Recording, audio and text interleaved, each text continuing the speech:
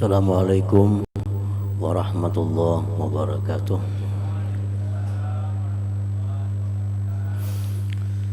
Alhamdulillah,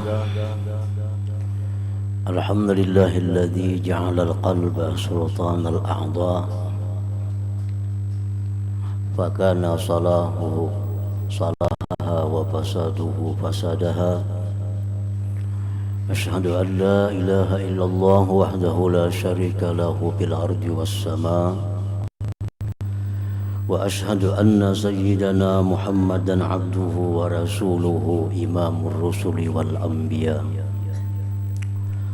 Allahumma salli wa sallim wa barik ala sayyidina wa maulana Muhammadin sayyidil atqiya wa ala alihi wa ashabihi wa dzurriyyatihi wa atba'ihi ila yaumil liqa.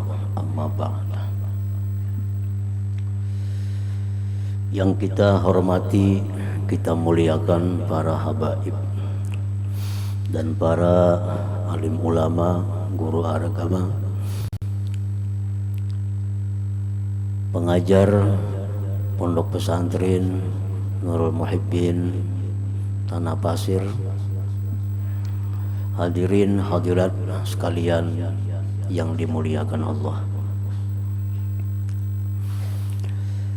Pertama-tama kita panjatkan puji syukur yang setinggi-tingginya kehadirat Allah Subhanahu wa ta'ala, yang mana kita pada siang hari ini dapat berkumpul, bertemu di masjid Pondok Pesantren Nurul Muhibbin ini dengan harapan dan tujuan semoga Allah Subhanahu wa ta'ala memberikan kita taufik hidayah, memberikan kita maghfirah dan rahmatnya kepada kita semuanya. Amin amin ya rabbal alamin. Kemudian salawat dan salam atas junjungan kita Nabi besar Muhammad sallallahu alaihi wasallam dan seluruh keluarga, para sahabat, zurriyat dan pengikut beliau ila yaumil qiyamah. Hadirin hadirat yang dimuliakan Allah. Rasulullah sallallahu alaihi wasallam bersabda dalam sebuah hadis yang sahih, ala wa inna fil jasadi mudghah idza salahat salahal jasadu kulluh wa idza fasadat fasadal jasadu kulluh ala wa hiyal qalbu.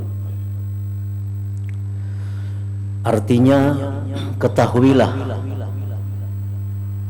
bahwa di dalam tubuh manusia itu ada segumpal darah, segumpal daging, mudghah. Apabila segumpal daging itu baik, sehat, maka baiklah seluruh tubuh. Apabila segumpal daging itu rusak atau sakit, maka rusaklah seluruh tubuhnya. Ketahuilah bahwa segumpal daging itu namanya al-qalbu, adalah hati. Maksud kalbu, hati, itu adalah sesuatu yang ada di dalam segumpal daging itu, bukan segumpal dagingnya. Karena segumpal daging itu ada pada hewan, segumpal daging itu ada pada kambing, sapi. Tetapi kalau kalbu itu hanya manusia, tidak ada pada hewan. Nah, hati itu apabila baik, apabila lurus, maka seluruh tubuh, mata kita, telinga kita, mulut, kaki, tangan kita akan lurus. Apabila hati itu rusak, sakit, maka seluruh tubuh kita ini jadi sakit, jadi rusak. Apabila hati itu bingkok dari jalan yang benar, maka seluruh anggota tubuh kita, mata, telinga, kaki, tangan pun ikut bingkok. Oleh karena itu hati disebut dengan sultanul a'dha, rajanya anggota-anggota tubuh ini. Rajanya anggota tubuh kita. Seluruh anggota tubuh kita ini buruk baiknya, lurus bingkuknya, tergantung yang namanya raja, yaitu hati tadi. Nah, hadirin hadirat yang dimuliakan Allah, menurut para ulama bahwa hati itu adalah sesuatu yang mengambil keputusan di dalam diri kita. Hati mengambil keputusan itu setelah mendengar bisikan kiri kanan. Bisikan kanan dari akal. Akal selalu membisikkan kepada hati tentang kebaikan. Karena akal ini makrifat dengan Allah Subhanahu wa ta'ala. Begitu Allah menciptakan akal, ya akal man ana. Biar Tuhan begitu Allah menciptakan akal, Allah berfirman, wahai akal, siapa aku? Akal menjawab, anta rabbi wa ana abduk. Engkau Tuhanku, aku adalah hamba engkau. Nah, akal makrifat dengan Allah. Dan saran akal kepada hati ini saran makrifat, saran kebaikan, saran yang lurus. Kalau ada dalam hati kita ini bisikan ingin salat, ingin bersedekah, ingin menuntut ilmu, ingin berbuat kebaikan lainnya, itu bisikan akal kepada hati. Nah, sedangkan bisikan kiri itu adalah bisikan nafsu. Nafsu ini sesuatu yang tidak kenal kepada Allah. Maka bisikannya pun adalah bisikan orang yang tidak kenal kepada Allah. Begitu Allah menciptakan nafsu, Allah berfirman, hai nafsu man ana, siapa aku? Nafsu menjawab, anta wa ana. Ujar nafsu, engkau adalah engkau, aku adalah aku. Nafsu tidak ma'rifat dengan Allah, maka bisikannya pun selalu mengarah kepada kebingkukan, kepada perkara-perkara maksiat kepada Allah Subhanahu wa ta'ala. Nah, hadirin hadirat yang dimuliakan Allah, jadi hati ini sebelum mengambil keputusan melakukan atau meninggalkan, ada bisikan. Ujar akal, jaka menuntut ilmu. Ujar si nafsu, maka dosa kain lagi dulu. Kain lagi. Waktu masih banyak lagi. Kain aja nuntut ilmu. Nah, ujar akal, tuntut ilmu selagi sehat, selagi umur masih ada. Ujar si nafsu, apa nuntut ilmu? Enggak ada memakai, kada bapak juga gunanya. Dosa nuntut ilmu, kada terpakai juga. Nah, ini selalu berperang dua bisikan. Bisikan mana yang lebih kuat? Itulah keputusan hati.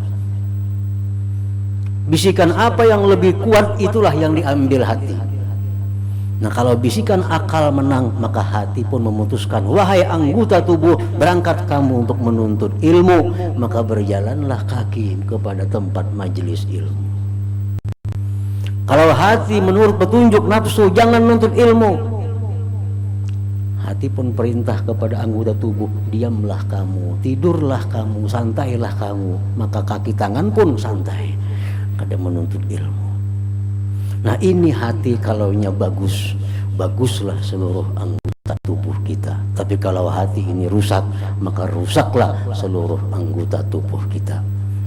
Nah, hadirin hadirat yang dimuliakan Allah Subhanahu wa ta'ala, banyak doa-doa Nabi, doa-doa dari para sahabat, doa para tabi'in, para aulia Allah, agar hati ini dibaguskan oleh Allah Subhanahu wa ta'ala. Hati yang bagus, hati yang selalu menuruti perintah akal. Hati yang rusak, hati yang selalu menuruti perintah nafsu. Nah, apabila hati ini dikuasai oleh akal, sehingga nafsu tidak ada berfungsi sedikit pun, maka hati ini disebut qalbun salim, hati yang selamat. Hati yang selamat inilah yang nantinya menghadap Allah Subhanahu wa ta'ala pada hari kiamat. Yauma la yanfa'u malu wala banun illa man atallah biqalbin salim. Hari kiamat itu tidak guna harta, tidak guna anak, kecuali orang yang datang kepada Allah membawa hati yang salim, hati yang selamat. Hati yang selamat adalah hati yang waktu hidup dalam dunia ini dikuasai oleh akal. Hati yang selalu memutuskan perkara-perkara kebaikan. Nah, hadirin hadirat yang dimuliakan Allah, para ulama ada menjelaskan beberapa tanda yang menunjukkan bahwa hati kita ini dikuasai oleh nafsu, sehingga disebut dengan hati yang sakim, hati yang sakit, hati yang bengkok, atau hati yang berkarat. Ada beberapa tanda. Kalau tanda itu ada pada kita, berarti hati kita seringkali dikuasai oleh nafsu, seringkali memenangkan petunjuk nafsu, bisikan nafsu. Nah, para ulama mengatakan ada 10 tanda. Kalau ke-10-nya ini ada pada kita, ke-10 tanda ini ada pada kita, maka sudah hati kita itu mayit, hati kita sudah mati. Hati sudah kada berfungsi apa-apa. Seluruh tubuhnya dikuasai oleh nafsunya. Hadirin hadirat yang dimuliakan Allah, apa tanda yang 10 itu? Pertama, la yakhafu wa'idallah minan nar awil azab awil la'nah khawfan sadiqah. Hati ini tidak takut terhadap ancaman Allah, baik ancaman neraka, ancaman azab, ancaman laknat oleh Allah, akan takut yang benar. Ada takutan lawan ancaman Allah. Dalam Quran dijelaskan oleh Allah bahwa orang yang melakukan zina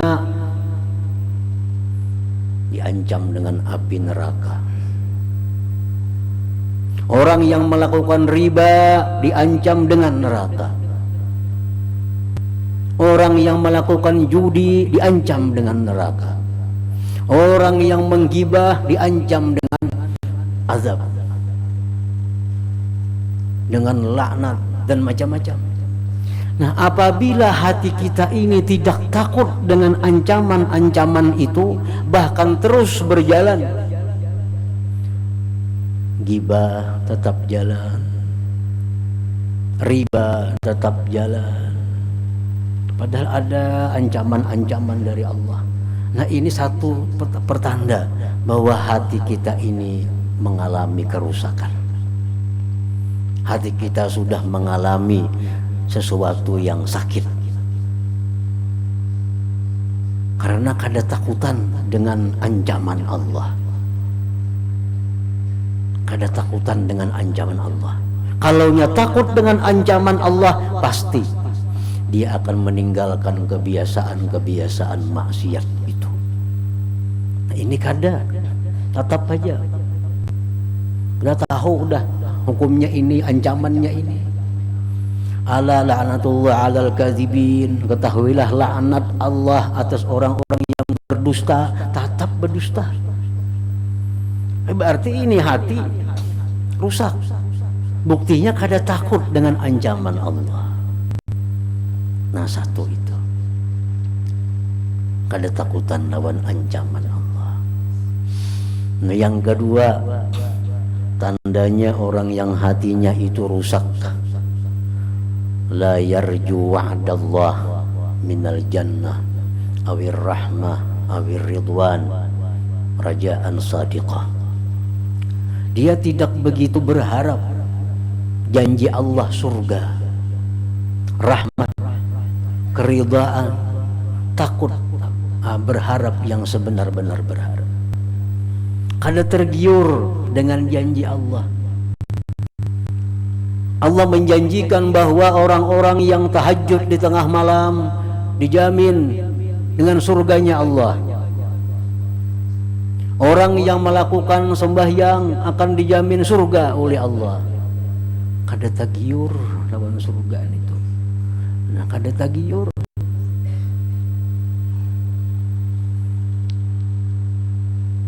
Mestinya begitu ada janji Allah surga, mestinya tergiur, mestinya ingin hendak masuk surga. Ini kada tergiur. Membaca salawat lawan Nabi, karena Allah memberi kita rahmat. Kada tagiur, kada tagiur. Baca zikir la ilaha illallah, nyaman kena mati husnul khatimah. Bila husnul khatimah artinya ke surga. Kada tagiur, kada tagiur. Berarti ini orang hatinya sudah sakit, sudah sakit. Nah, bila kedua-duanya tadi ada, berarti sangat sakit sudah. Kada tergiur dengan surga Allah, kada tergiur dengan dapat rahmat, kada tergiur dengan dapat keridhaan Allah, kada tergiur. Nah, yang ketiga, la yantafi'u bil ilm, kada dapat mengambil manfaat dengan ilmu.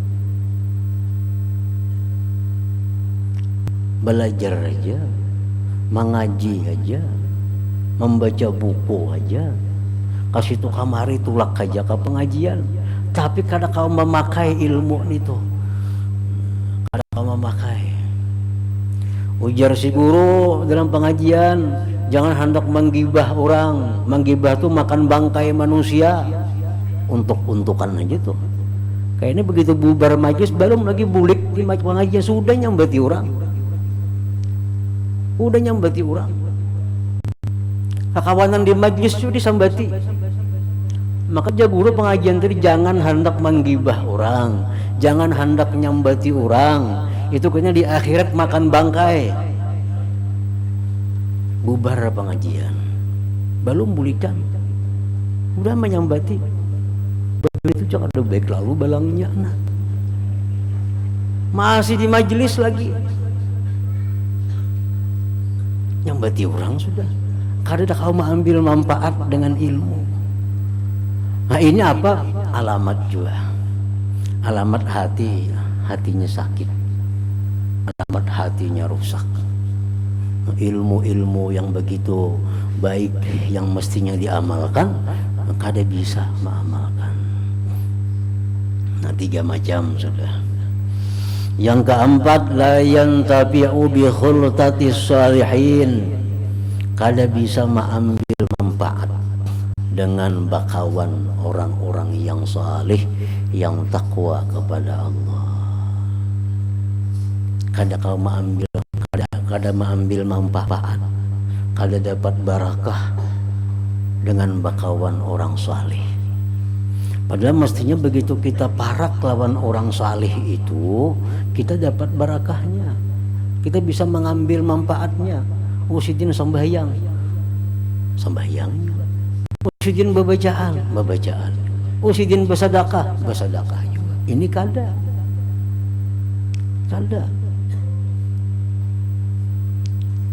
Kenapa sebabnya? Kada kau mengambil barakah, kada kau mengambil manfaat daripada bergaul dengan orang salih itu karena hatinya tadi. Nah, hatinya rusak, hatinya sudah sakit. Nah, 4 macam.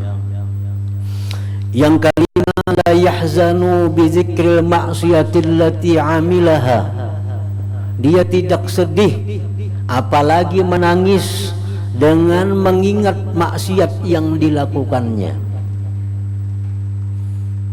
Mengingat bahari lagi anum kada sembahyang, lagi anum mencuri, lagi anum berjudi, lagi anum mabuk-mabukan. Sekarang sudah ampih, tapi begitu ingat dengan demikian kada sedih, kada sedih. Mestinya ingat maksiat itu sedih, bahkan disuruh kita menangis. Nah, apabila maksiat yang telah kita lakukan itu 10 tahun, 20 tahun kemudian kita ingat, tapi kita kada sedih, itu menunjukkan bahwa tobat kita belum diterima oleh Allah. Tobat belum diterima oleh Allah.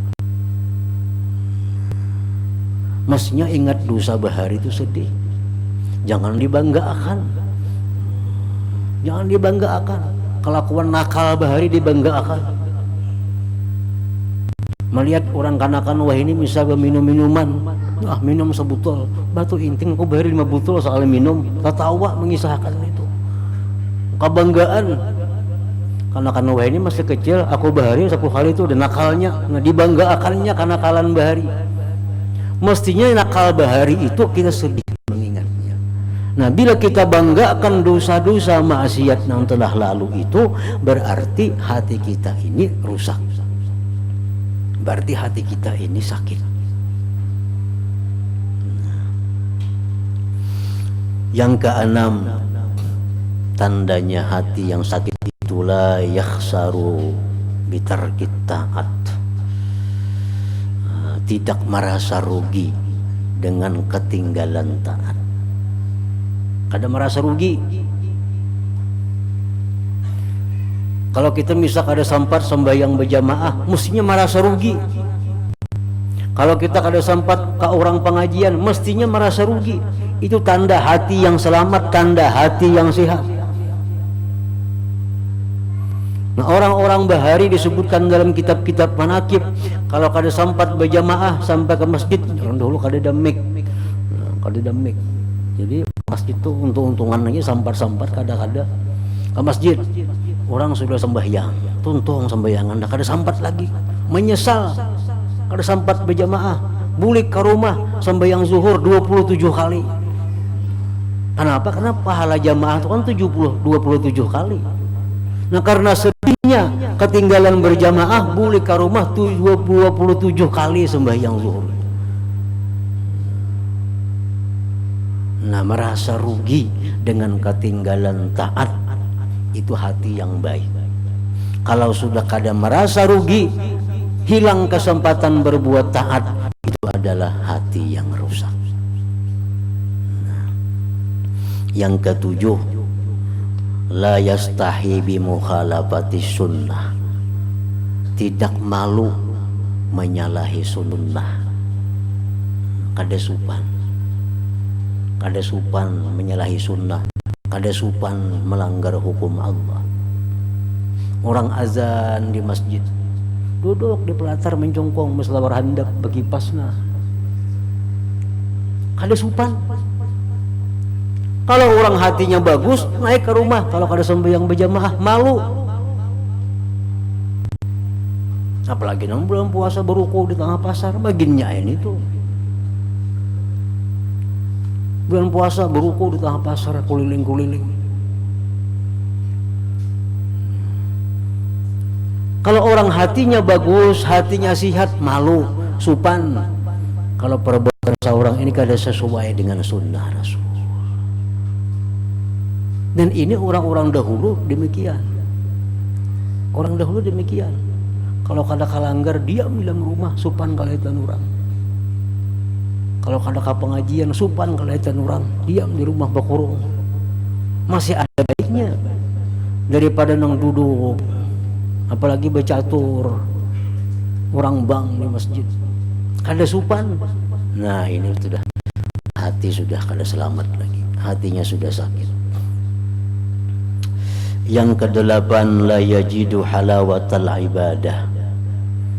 dia kadang merasakan manisnya ibadah. Orang beribadah itu nyaman, sembahyang nyaman hati, baca Quran tenang hati, baca salawat nyaman hati, ke pengajian duduk nyaman hati. Itu orang sehat hatinya. Kalau orang yang sakit hati, rusak hati, kada nyaman sembahyang balisa. Imam tak panjang dikit bacaan pinasarik, panjangnya sembahyang bacaannya balisa.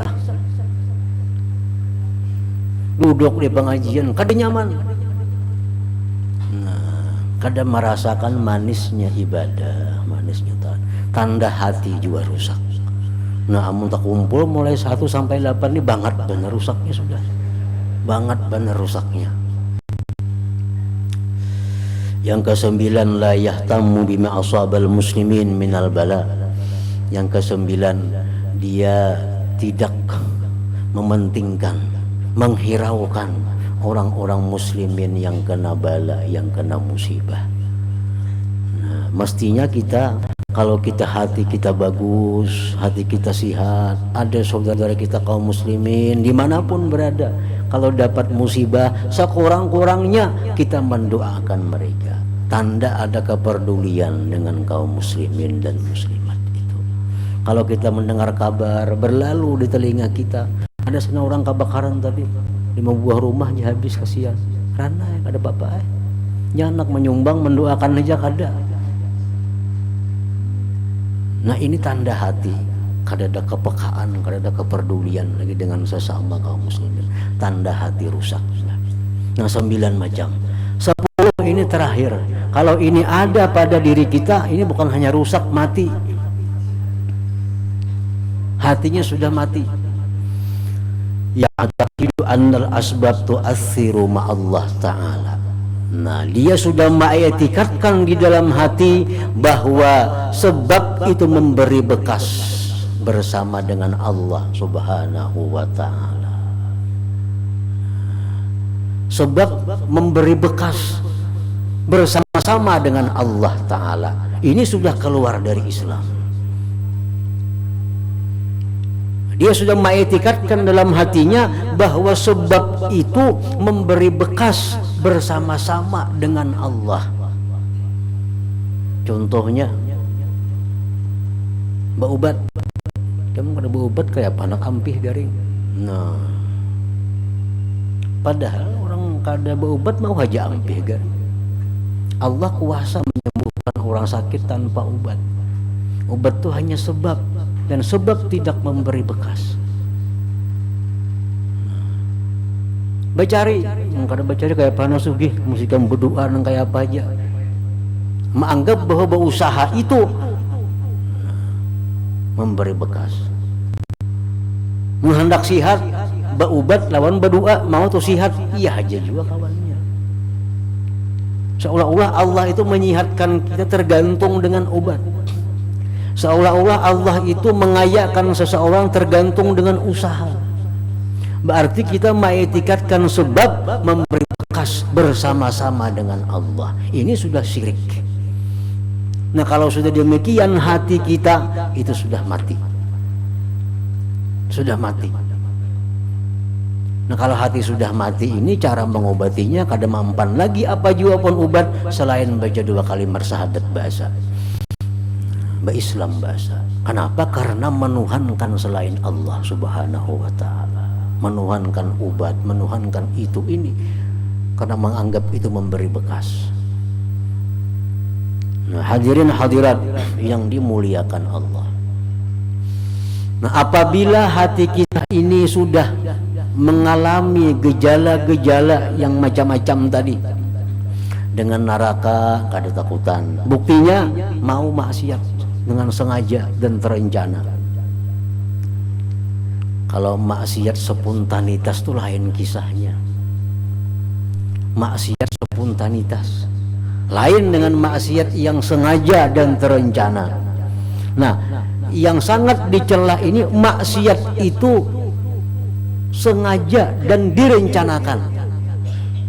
Kada takut dengan neraka itu, dengan sudah kada tergiur sudah. Dengan ilmu kada bisa mengambil manfaat sudah. Nah, kayak apa caranya mengembalikan supaya hati kita ini bisa baik, bisa sehat? Rasulullah Shallallahu Alaihi Wasallam menjelaskan dalam sebuah hadis beliau, innal abda idza akhta'a nukitat nuqtatun sauda fi qalbi fa idza naza'a wastaghbara saqulat.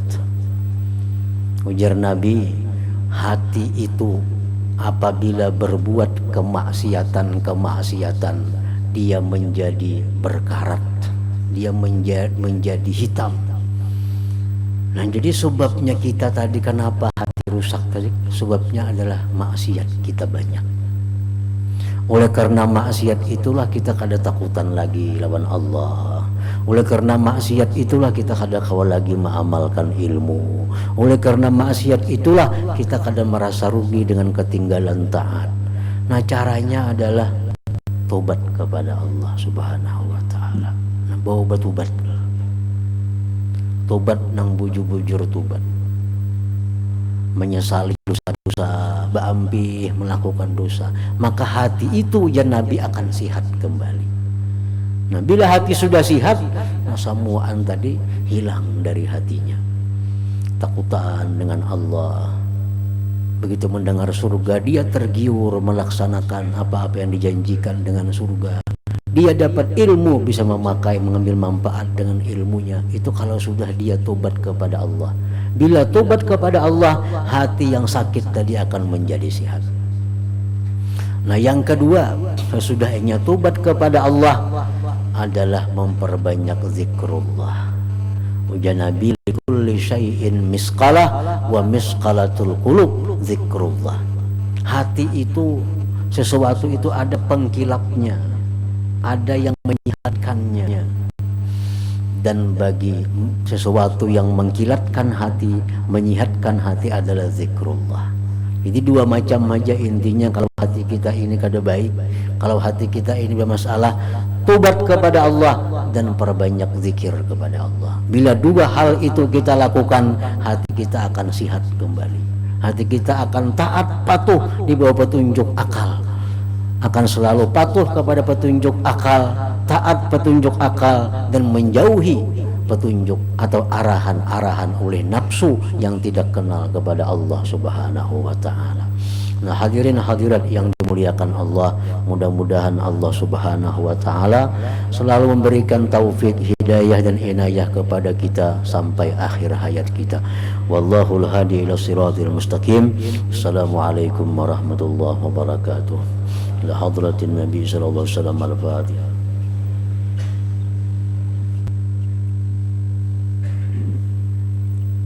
Bismillahirrahmanirrahim. Alhamdulillahirabbil alamin wassalatu wassalamu ala asyrofil anbiya'il mursalin wa ala alihi wasahbihi ajmain. Allahumma inna nas'aluka al-afiyah wa al-afiyah daimah fid dini wad dunya wal akhirah.